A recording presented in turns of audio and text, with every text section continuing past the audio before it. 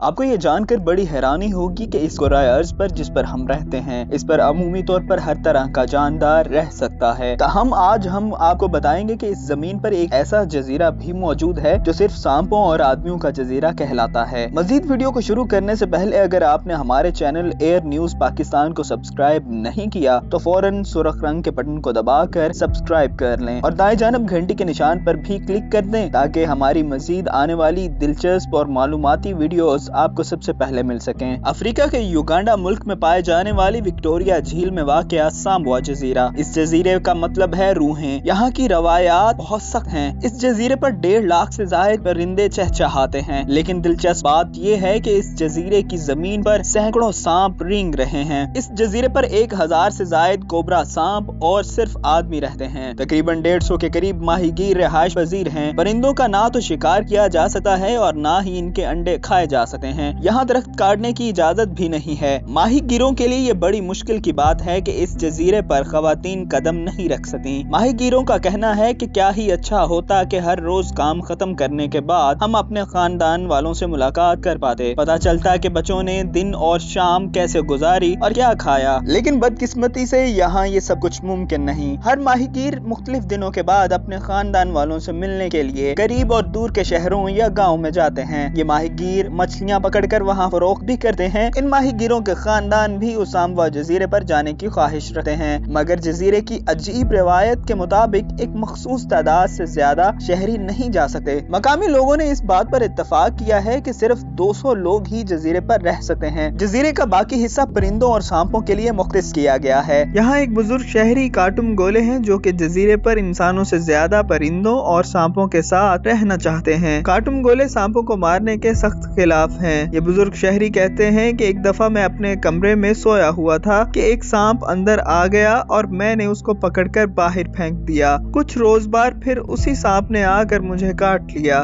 سانپ نے اس لیے مجھے کاٹا ہوگا کیونکہ میں نے اس کو غصہ دلایا۔ بزرگ شہری کاٹم گولے کے خیال کے مطابق جزیرے پر انسانوں کی آبادی حیاتیاتی نوع کے لیے نقصان دہ ثابت ہو سکتی ہے۔ اگر آپ کو آج کی یہ ویڈیو پسند آئی ہو تو اسے لائک کیجیے اور اپنے دوستوں کے ساتھ شیئر کیجیے۔